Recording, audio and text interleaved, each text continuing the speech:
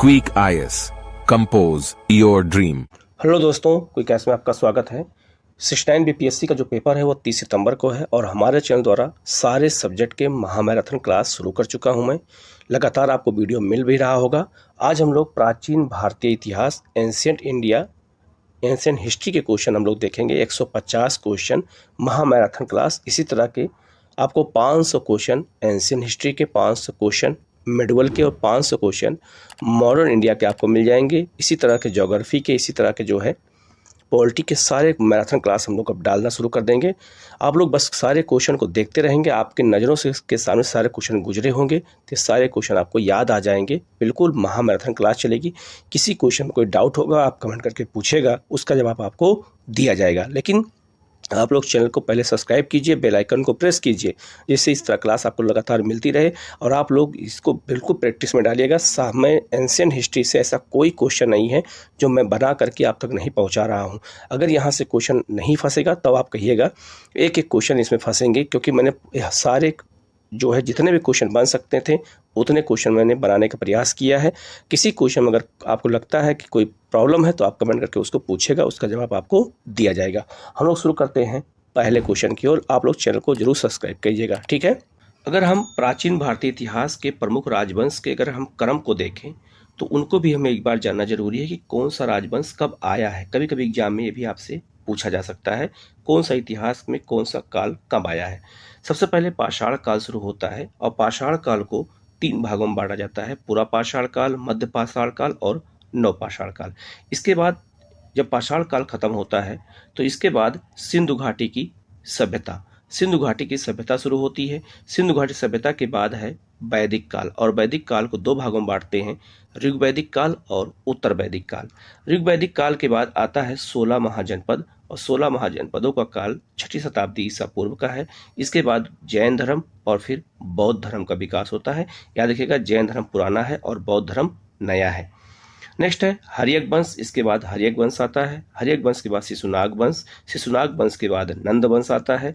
नंद वंश के बाद मौर्य वंश। मौर्य वंश के बाद शुंग, फिर कौरव वंश। ये सब क्रम से हैं, इसलिए इनको हमें याद करने की जरूरत है कि कभी एग्जाम में ये भी पूछा जाता है और आपको तैयारी करने में, पढ़ने में भी आसानी होगी कौन सा वंश कब आता है। कई बच्चे कंफ्यूज रहते हैं इसमें।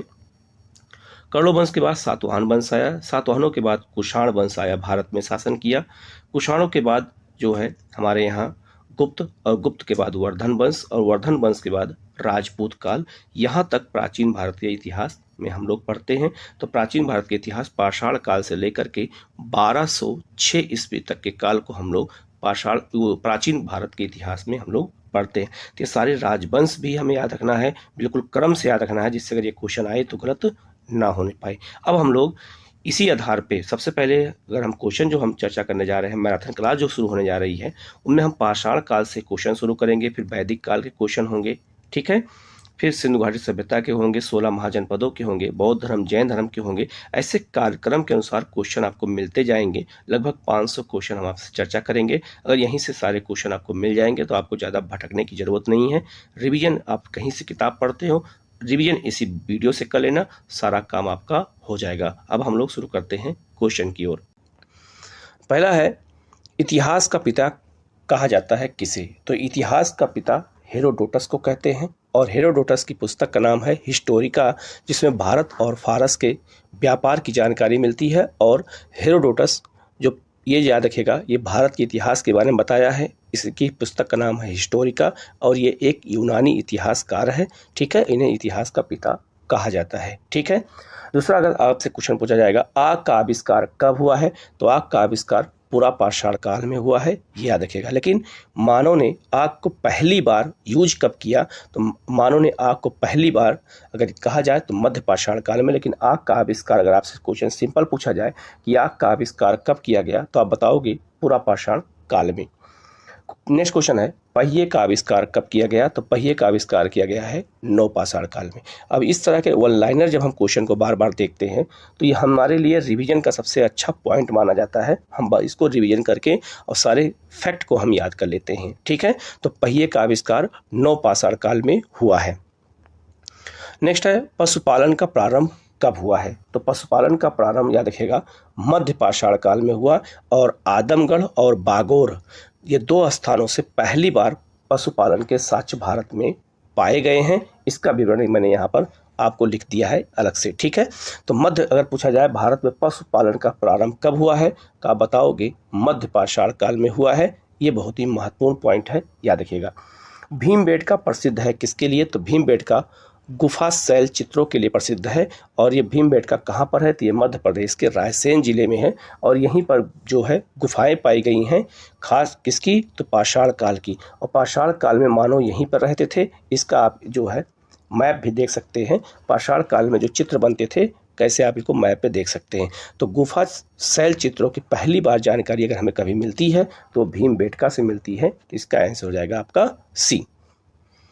नेक्स्ट है भीमबेटका कहाँ है? तो भीमबेटका रायसेन जिले में है। मैंने आपको बताया रायसेन जिले मध्य प्रदेश में है। अब भीमबेटका किस काल से है? तो भीमबेटका पाषाण काल से संबंधित है। नेक्स्ट है विश्व का सबसे प्राचीन प्रथम अभिलेख कौन है? तो यह बोगज कोई अभिलेख है। ये एशिया माइनर से 1400 ईसा पूर्व के अभिलेख है। इसमें वैदिक काल के 4 देवताओं के नाम मिलते हैं, इंद्र, मित्र, वरुण और नासत्तु। इसी से हमें जानकारी मिलती है कि वैदिक काल के लोग मध्य एशिया से आए थे। तो ये विश्व का सबसे प्राचीन और सबसे पहला अभिलेख है, बोगज कोई अभिलेख है। इसको याद रखिएगा, ठीक है। नेक्स्ट है मानव ने सर्वप्रथम प्रयोग किया किसका? तांबा धातु का। मानव ने सर्वप्रथम किस धातु का प्रयोग किया है? तो तांबे धातु का प्रयोग किया है। तो इसका आंसर हो जाएगा आपका जो है तांबा। सबसे पहले पालतू बनाया गया किसको? कुत्ते को। तो मानव शिकार करता था और शिकार में सहायता के लिए मानव ने पहली बार कुत्ते को पालना शुरू किया। तो मानव का पहला पालतू जानवर कौन है? वो है आपका डॉग। अब हम लोग सिंधु घाटी सभ्यता से जुड़े हुए क्वेश्चन देख लेते हैं। तो सिंधु सभ्यता का काल कब माना जाता है? तो 2500 से 1750 बीसी, इसको हम बीसी मानते हैं। और ईसा पूर्व में तो ये रेडियो कार्बन तिथि है, रेडियो कार्बन से निकाली गई है। तो ये सबसे मान्य है, आप इसी को अच्छे से याद रखना, यही डेट सबसे मान्य है। नेक्स्ट है सिंधु घाटी सभ्यता कैसी थी? आंध्र ऐतिहासिक सभ्यता थी। आंध्र ऐतिहासिक सभ्यता का मतलब ये होता है जिस काल में पुरातात्विक स्रोतों के आधार पर जो है इतिहास का जब आकलन करते हैं तो उसे हम आंध्र ऐतिहासिक काल कहते हैं। तो इसका आंसर हो जाएगा आपका जो है आंध्र ऐतिहासिक। नेक्स्ट है सिंधु सभ्यता प्रसिद्ध थी अपने नगर नियोजन के लिए। सिंधु सभ्यता अपने नगर नियोजन के लिए प्रसिद्ध थी। उस समय नगर जो है ऐसे ही समकोण पर काटती हुई सड़कों के द्वारा बनाए जाते थे, पक्की नालियां बनती थीं और घरों के किनारे किनारे कूड़ेदान की भी व्यवस्था थी। तो अपने नगर नियोजन के लिए जानी जाती है सिंधु घाटी की सभ्यता और ये इसे हम प्रथम नगरीय सभ्यता भी कहते हैं। नेक्स्ट है सिंधु सभ्यता की लिपि क्या थी? भाव चित्रात्मक। इसे अभी पढ़ा नहीं जा सका है, बहुत सारे ऐसे ऐसे चित्र पाए गए हैं, ऐसे ऐसे बहुत सारे भाव चित्रात्मक लिपि चित्र पाए गए हैं जिसका अभी अर्थ समझ में नहीं आया है। इसीलिए सिंधु घाटी सभ्यता की लिपि का नाम दिया गया है भाव चित्रात्मक लिपि नाम दिया गया है। तो याद रखिएगा ये भाव चित्रात्मक है, ठीक है। ऐसे ही फैक्ट के रूप में हमें चीज़ों को याद रखना है।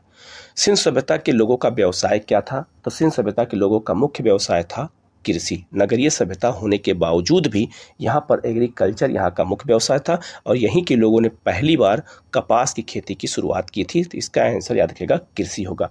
सिंधु घाटी वासियों का मुख्य फसल क्या थी? गेहूं और जौ और गेहूं इनकी मुख्य फसल थी। अब आपसे यही क्वेश्चन सिंपल पूछ दिया जाए कि सिंधु वासियों का मुख्य फसल क्या है? तो जौ है और गेहूं है। तो ऐसे ही क्वेश्चन को हमें फैक्ट के रूप में याद करना है। नेक्स्ट है सिंधु सभ्यता का पूर्वी स्थल कौन सा है? तो सिंधु सभ्यता का पूर्वी जो स्थल है वो आलमगीरपुर है जो मेरठ उत्तर प्रदेश में स्थित है। अगर सिंधु सभ्यता को ऐसे हम बांटें तो सबसे पूर्व में आलमगीरपुर है, ठीक है। सबसे पश्चिम में कौन है? तो सबसे पश्चिम में सुतकांगेडोर है जो बलूचिस्तान में है, यहाँ पर है। सबसे उत्तर में चिनाद है जम्मू कश्मीर में और दक्षिण में दाइमाबाद है। तो सिंधु घाटी सभ्यता का विस्तार ये था, आपको याद रखना है, ठीक है। तो सबसे पूर्वी, सबसे पश्चिमी, सबसे उत्तरी, सबसे दक्षिणी क्षेत्र भी पूछा जाता है तो इसको फैक्ट के रूप में अच्छे से याद रखना है। यहाँ आया सिंधु सभ्यता का सबसे उत्तरी स्थल जम्मू कश्मीर में मांडा है जो चिनाब नदी किनारे है और सिंधु सभ्यता का सबसे दक्षिणी स्थल दाइमाबाद अहमदनगर में है महाराष्ट्र में और ये जो है कहाँ पर है? तो ये गोदावरी नदी के किनारे है। तो याद देखिएगा उत्तर, दक्षिण, पूर्व, पश्चिम स्थल भी पूछे जाते हैं।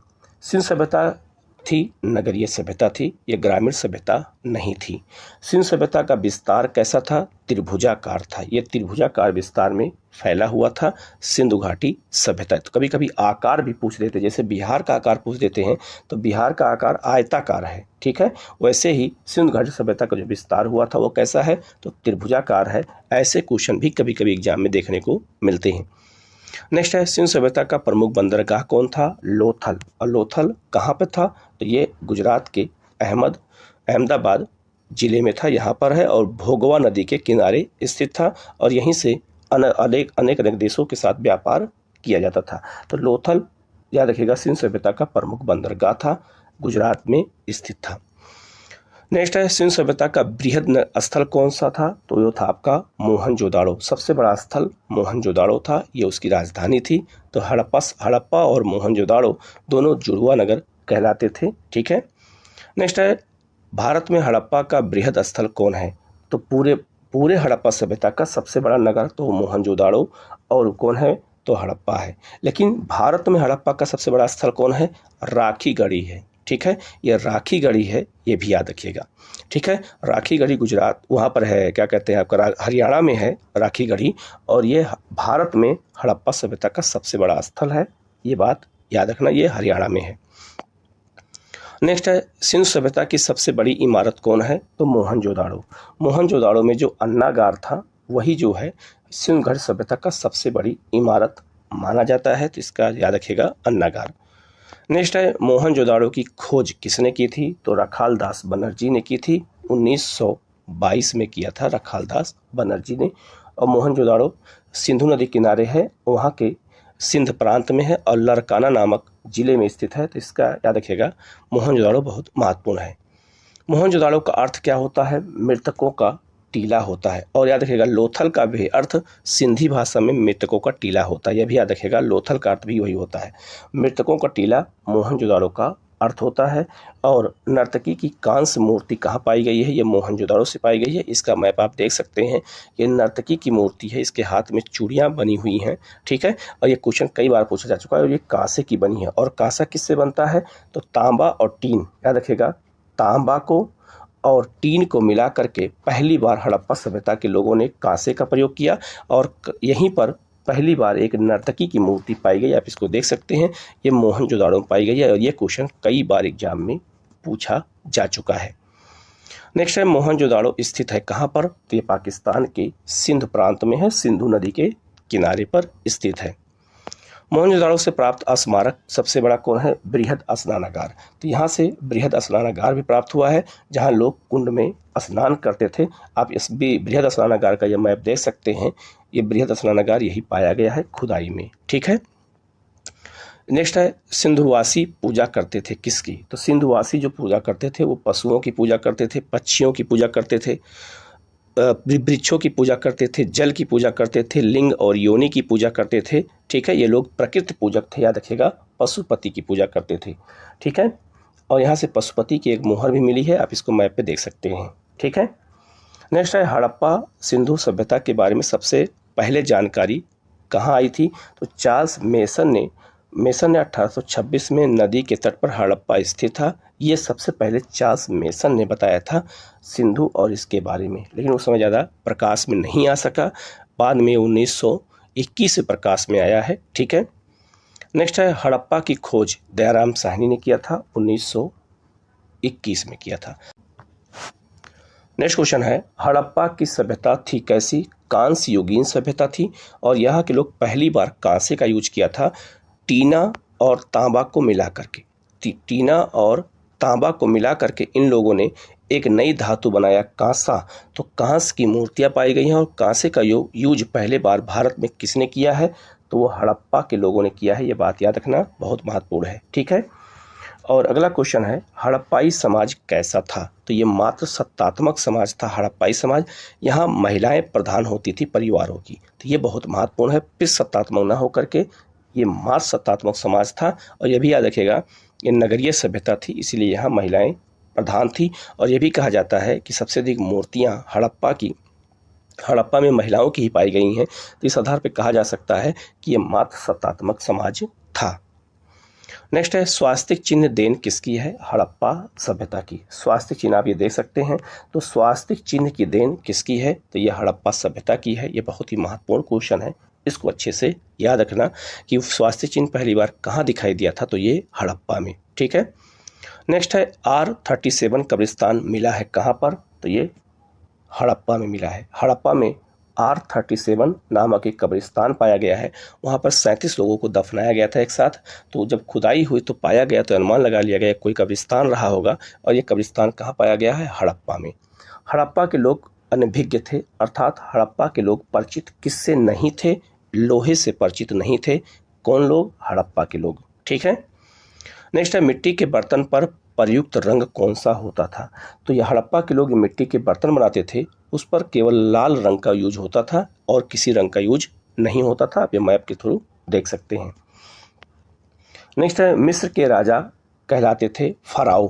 मिस्र के राजा फराओ कहते थे। मैंने ये क्यों दिया ऐसा क्वेश्चन? क्योंकि हड़प्पा सभ्यता जिस समय थी उसमें मिस्र में सभ्यता चल रही थी और वहाँ के राजा फराओ कहलाते थे, और वहाँ से हमारा व्यापार भी होता था।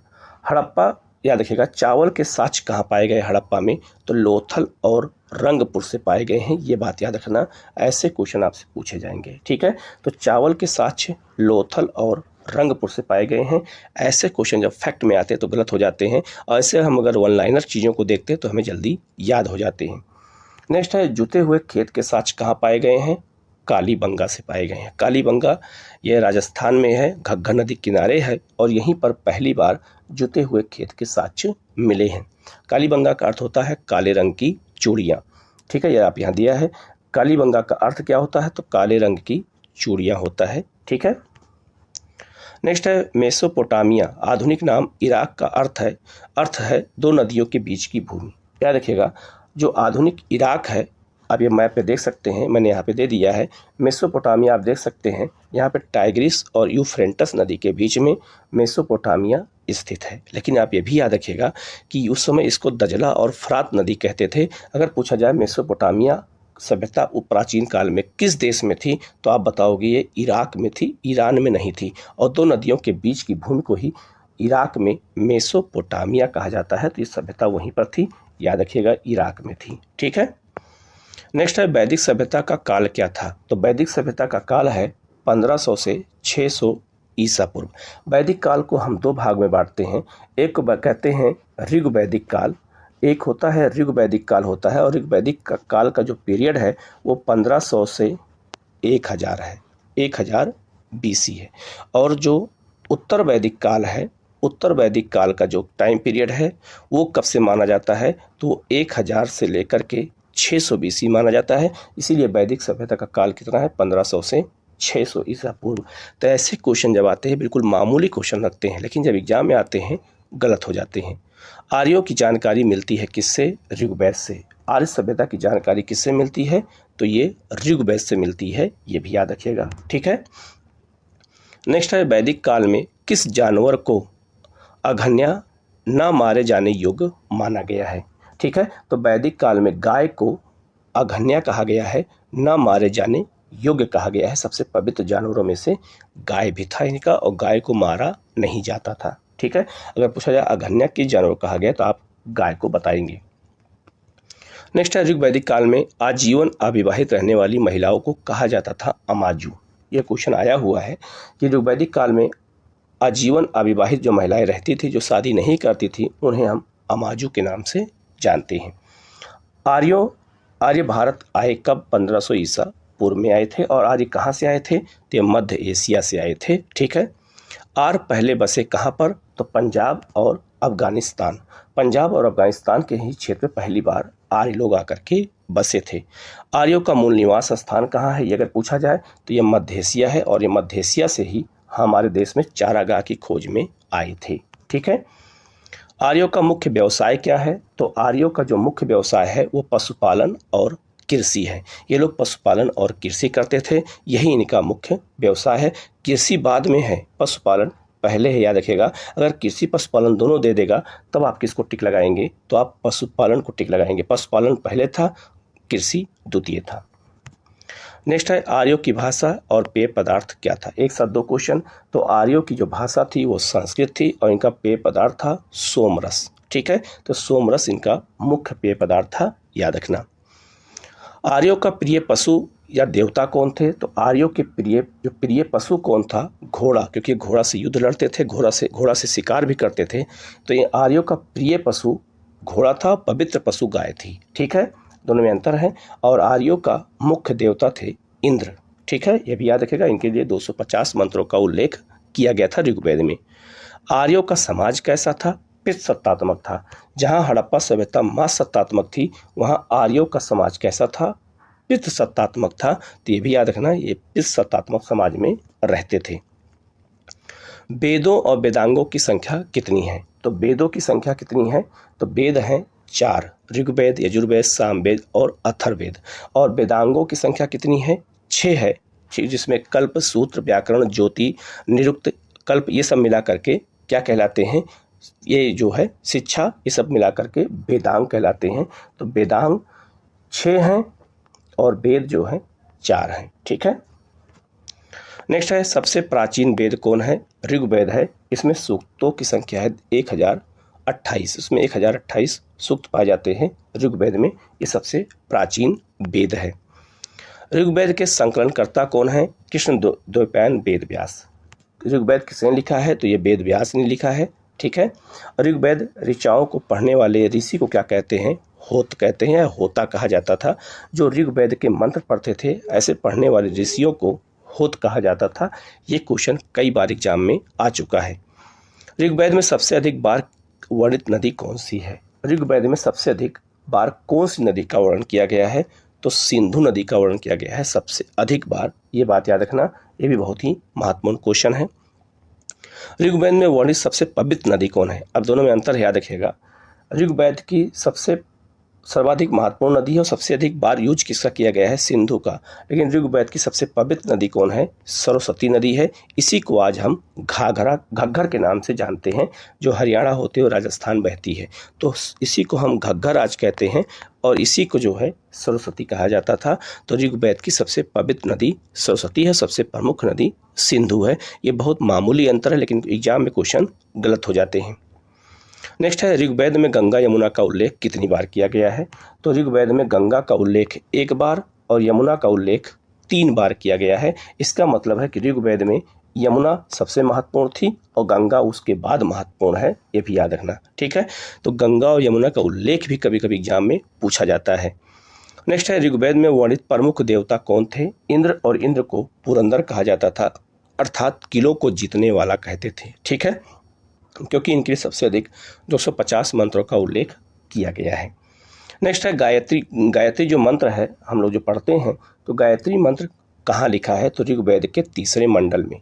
ऐसे ही क्वेश्चन आपसे पूछा जाता है फैक्ट के रूप में। तो ऋग्वेद में याद रखिएगा, ऋग्वेद में ही उल्लेख किया गया है गायत्री मंत्र का, और गायत्री मंत्र ऋग्वेद के 3रे मंडल में है। ये 3रा मंडल याद रखना।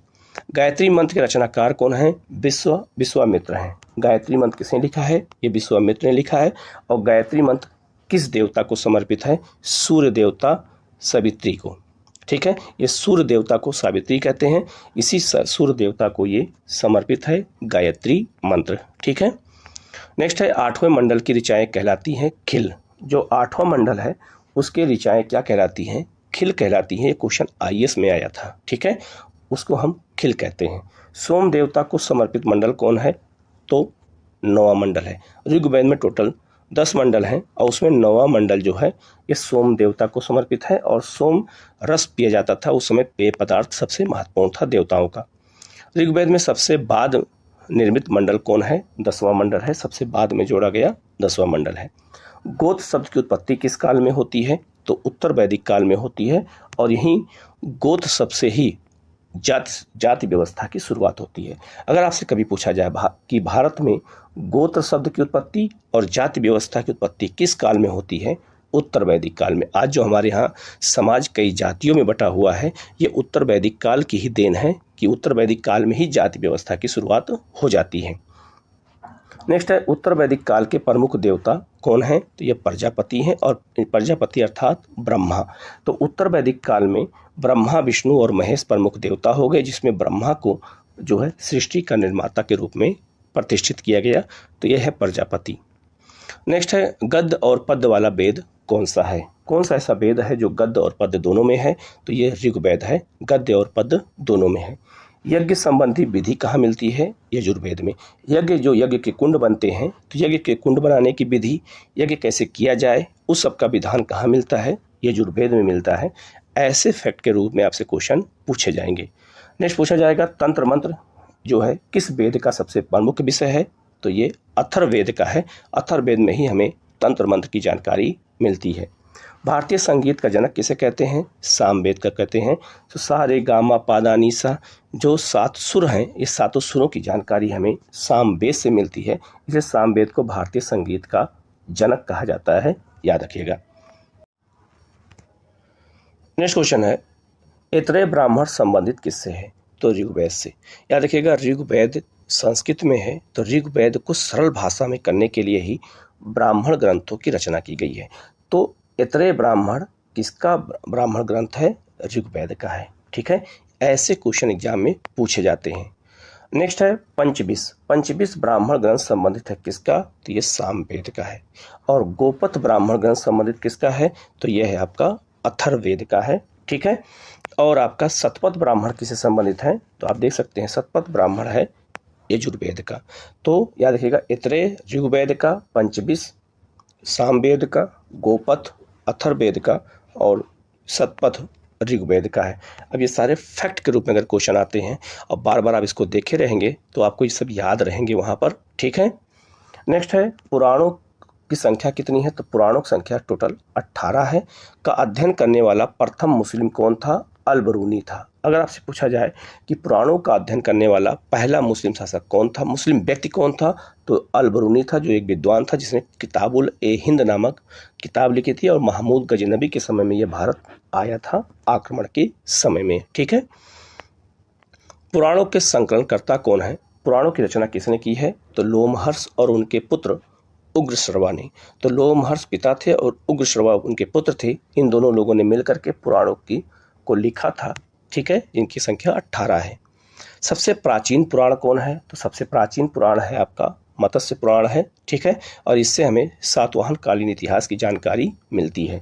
ये क्वेश्चन बीपीएससी में भी आया था। मौर्य काल की जानकारी किससे मिलती है? विष्णु पुराण से मिलती है, याद रखिएगा। ठीक है, और अगर पूछा जाए, याद रखिएगा कि सातवाहन वंश की जानकारी किससे मिलती है, अभी मैंने आपसे बताया, वो है आपका मत्स्य पुराण से। ठीक है, और गुप्त काल की जानकारी किससे मिलती है? तो गुप्त काल की जानकारी मिलती है वायु पुराण से। ठीक है, तो ऐसे वो किस पुराण से किसकी जानकारी मिलती है, ये हमें अच्छे से याद करने की ज़रूरत है। नेक्स्ट है उपनिषद विषय वस्तु किसका है? तो उपनिषद याद रखिएगा ये भी वैदिक ग्रंथ है, और ये जो है ऋग, इसको याद रखिएगा ये दर्शन से संबंधित है। ये ऋग्वेद में वैदिक काल में दर्शन फिलॉसफी से संबंधित है उपनिषद, यही आपसे पूछा जाएगा। दर्शनों में सर्वाधिक प्राचीन कौन है? तो सांख्य दर्शन है। जो सांख्य दर्शन है ये सबसे प्राचीन है, ये भी याद रखिएगा। और सांख्य दर्शन के आचार्य कौन थे? तो वो कपिल थे, ये भी याद रखिएगा। ठीक है, यहाँ क्वेश्चन पूछा गया है न्याय और सांख्य दर्शन के प्रवर्तक कौन थे? तो न्याय के प्रवर्तन गौतम थे और सांख्य के प्रवर्तन कपिल थे, यही क्वेश्चन ऊपर पूछा गया है। ठीक है, तो ऐसे भी क्वेश्चन डायरेक्ट पूछा जाता है एग्जाम में। ठीक है, नेक्स्ट है योग मीमांसा दर्शन के प्रवर्तक कौन है? तो योग दर्शन के जो हैं यो है पतंजलि हैं, और मीमांसा दर्शन के कौन हैं? तो ये जैमिनी हैं। ठीक है, ये भी याद रखिएगा। ब्राह्मण ग्रंथ संबंधित किससे है? कर्मकांड से है। जितने ब्राह्मण ग्रंथ लिखे गए हैं वो कर्मकांड पर आधारित हैं। बहुत सारे कर्मकांड उस समय अंधविश्वास के रूप में किए गए। उपनिषदों की संख्या कितनी है? तो उपनिषद संख्या है 108, जिसमें 13 प्रमाणित उपनिषद पाए जाते हैं। सत्यमेव जयते लिखा गया है किसमें? मुंडकोपनिषद में। यह क्वेश्चन कई बार एग्जामों में आ चुका है कि सत्यमेव जयते किस उपनिषद में लिखा गया है, और यह हमारे राष्ट्रीय वाक्य के रूप में जाना जाता है किसको? सत्यमेव जयते को। ठीक है, यह मुंडको उपनिषद से लिया गया है। तमसो मां ज्योति गमय तथा ओम लिखा गया है कहाँ पर? तो ये लिखा गया है, आपको याद रखिएगा, ये भी हमारा वाक्य बहुत महत्वपूर्ण है और ये बृहदारण्यक उपनिषद में लिखा गया है, ये भी याद रखिएगा। हो सकता है अगला नंबर इसी का हो, एग्जाम में पूछा जाए। स्मृति ग्रंथों में सबसे प्राचीन कौन है? मनुस्मृति है, याद रखिएगा। और पूछा जाएगा कि मनुस्मृति किस काल में लिखी गई थी, पूर्ण हुई थी, तो ये शुंग काल में पूर्ण हुई थी मनुस्मृति। प्राचीन हिंदू विधि मनुस्मृति के लेखक कौन थे? मनु थे। और आधुनिक काल का मनु किसे कहा जाता है? तो डॉक्टर भीमराव अंबेडकर जी को कहा जाता है। नेक्स्ट है रामायण के रचयिता कौन है? तो रामायण के रचयिता हैं महर्षि वाल्मीकि। ठीक है, तो इसका याद रखिएगा, ऐसे क्वेश्चन भी कभी कभी पूछ देते हैं। रामचरितमानस की रचना किसने किया था? ये तुलसीदास ने किया था। और रामचरितमानस कब लिखा गया, ये भी याद रखिएगा, ये लिखा गया था 1574 में लिखा गया था, अकबर के समय में। और किसने लिखा था? तुलसीदास ने लिखा था। ठीक है, तो यार ये भी याद रखिएगा, ये कब लिखा गया है और किसके समय में।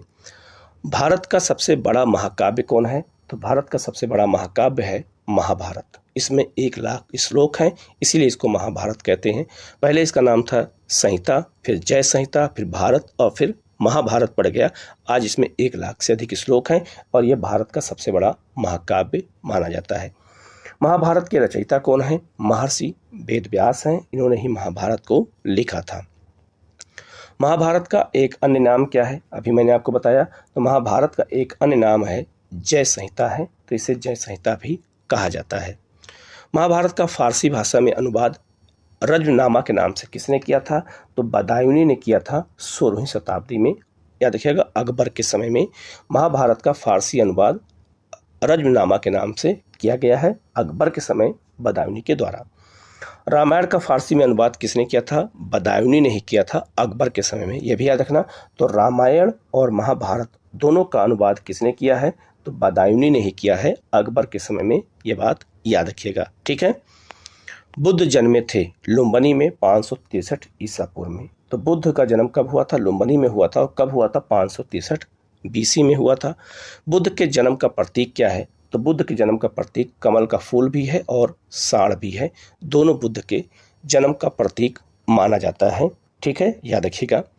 बुद्ध की मृत्यु कुशीनगर में हुई थी 483 ईसा पूर्व में। और इसी समय अजातशत्रु के समय में पहली बौद्ध संगीति का भी आयोजन किया गया था राजगृह या गृहबज्ज में। ठीक है, नेक्स्ट है, बुद्ध की मृत्यु का की घटना क्या कहलाती है? महापरिनिर्वाण कहलाती है। बौद्ध ग्रंथों में बौद्ध धर्म में बुद्ध की मृत्यु को महापरिनिर्वाण के नाम से जाना जाता है। बुद्ध के पिता का नाम क्या था? सुद्धोधन था, ये तो सब जानते हैं, लेकिन पूछ देंगे किस कुल से थे? तो ये शाक्य कुल से थे। तो कभी कभी एग्जाम में ऐसे क्वेश्चन भी आ जाते हैं। बुद्ध की माता महामाया देवी थी और यह कोलीय वंश से थी, ये भी याद रखिएगा। कभी कभी वंश भी पूछ देते हैं, तो शाक्य कुल और ये कोलीय वंश से थी, तो ये भी याद रखिएगा। बुद्ध का एक अन्य का नाम क्या था? तो सिद्धार्थ कहते थे बचपन में, और जब इनको ज्ञान प्राप्त हो गया तो इन्हें तथागत कहा जाने लगा, ये भी याद रखिएगा। ठीक है, तो बुद्ध का 2 नाम था बचपन में, जो है इन्हें क्या कहते थे? सिद्धार्थ, और इन्हें ज्ञान प्राप्ति के बाद तथागत कहा जाने लगा, ये भी याद रखिएगा। बुद्ध के प्रथम गुरु कौन थे? अलार कलाम थे, और इन्होंने मुलाकात कहाँ की थी? वैशाली में की थी। और कहा इन्होंने ही सुझाव दिया था कि तुम बोध गया जाओ और जा करके वहीं पर ज्ञान की प्राप्ति करो और वहीं पर ज्ञान की खोज करो। तो इन्हीं के कहने पर, अलार कलाम के कहने पर ही बुद्ध जो है गए थे, वहाँ पर गए थे। तो ये बुद्ध के पहले गुरु यही थे, ये बात याद रखना। नेक्स्ट क्वेश्चन है, बुद्ध के प्रिय घोड़ा और सारथी का नाम क्या था? तो बुद्ध के प्रिय घोड़े का नाम था कत्थक और उनके सारथी का नाम था चन्ना। और याद रखिएगा, अंतिम बार जब इन्होंने घर त्यागा था तो इसी रथ पर बैठ के इसी घोड़े के साथ गए थे और सब सामान उन्होंने अपने सारथी चन्ना को दे दिया था। तो कभी कभी एग्जाम में ये भी पूछा जाता है। तो बुद्ध के गृह त्याग का प्रतीक भी घोड़ा को माना जाता है। बुद्ध के गृह त्याग की घटना को क्या कहते हैं? तो महाअभिनिष्क्रमण कहा जाता है, क्योंकि बुद्ध ने अपने जब घर को त्यागा था तो बौद्ध धर्म में इसी नाम से इनको पुकारा जाता है।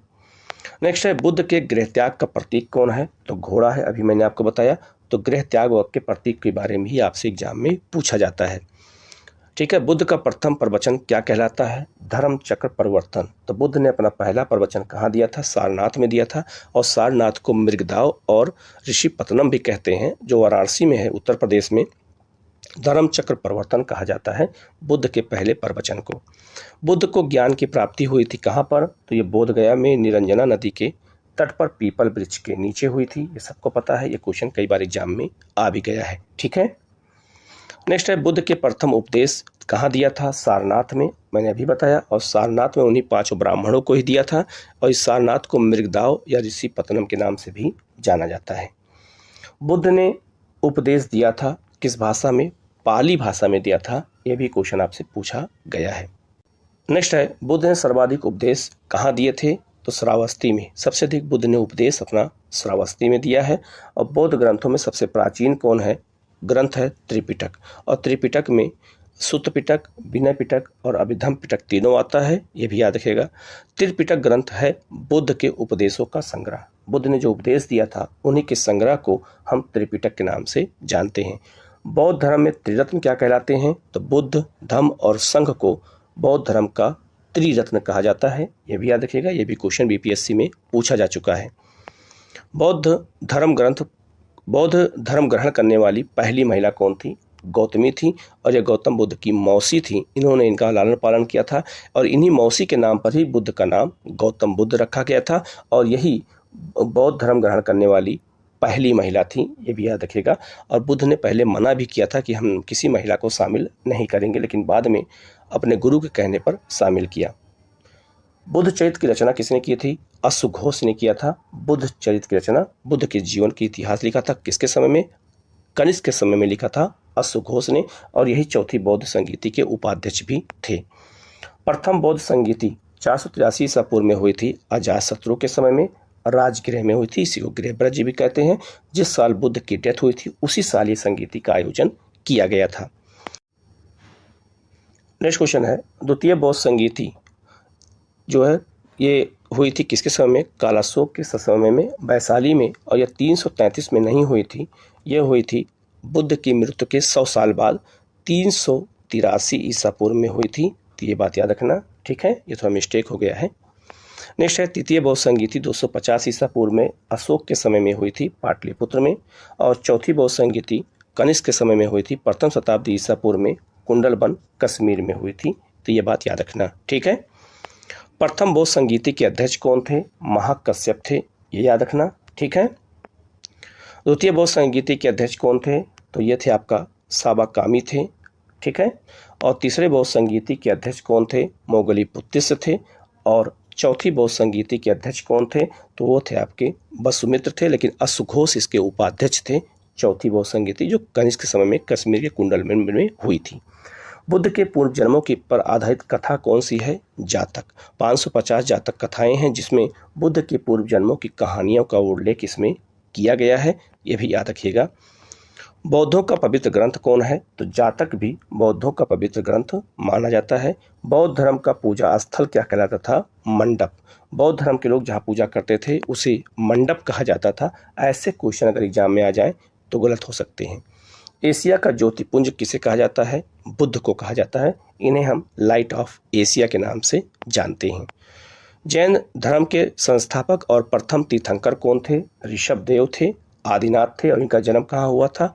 अयोध्या में हुआ था, यह भी याद रखिएगा, ठीक है। जैन धर्म के वास्तविक संस्थापक किसे माना जाता है? तो महावीर स्वामी को माना जाता है जो 24वें तीर्थंकर थे।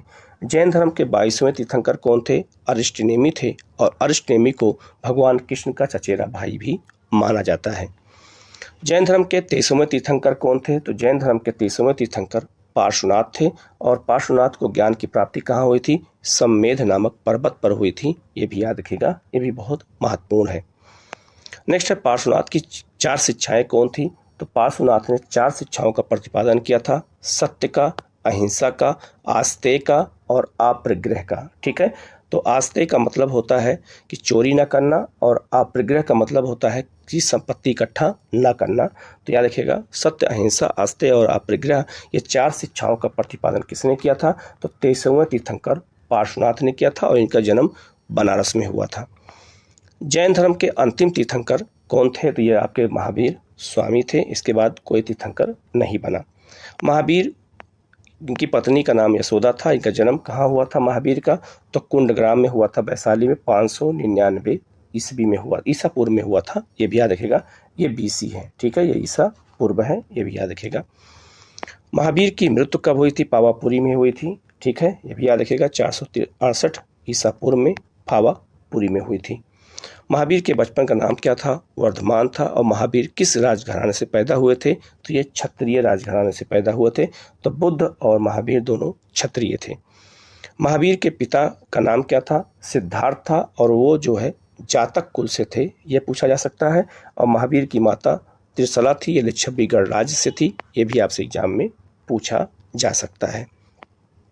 नेक्स्ट है, महावीर के पुत्री का नाम क्या था? तो प्रियदर्शना था, उसी को अजोन्या भी कहा अनुज्या भी कहते थे। और प्रियदर्शनी जो थी, इसी के दामाद थे, इसी के पति का नाम था जमाली, जो महावीर का पहला शिष्य भी थे, ये भी याद रखिएगा, ठीक है। महावीर स्वामी को ज्ञान की प्राप्ति हुई थी कहाँ पर? तो जुम्भिक ग्राम में हुई थी, ऋजुपालिका नदी के तट पर, साल वृक्ष के नीचे। बुद्ध को पीपल के नीचे और इन्हें साल वृक्ष के नीचे, और जुम्भिक ग्राम में ऋजुपालिका नदी के किनारे। तो ये बहुत ही महत्वपूर्ण 50 क्वेश्चन महामैराथन क्लास के अंतर्गत मैंने आपको दिया है। इसी तरह की वीडियो लगातार आपको मिलती रहेगी। आप लोग चैनल को सब्सक्राइब कर लीजिएगा। किसी क्वेश्चन में कोई डाउट हो कमेंट करके उसको पूछिएगा। वीडियो कैसा लगा कमेंट करके जरूर बताइएगा। ये बिल्कुल आपके रिवीजन के लिए बनाया गया है, जिससे आपको रिवीजन अच्छे से हो सके। Okay, thank you.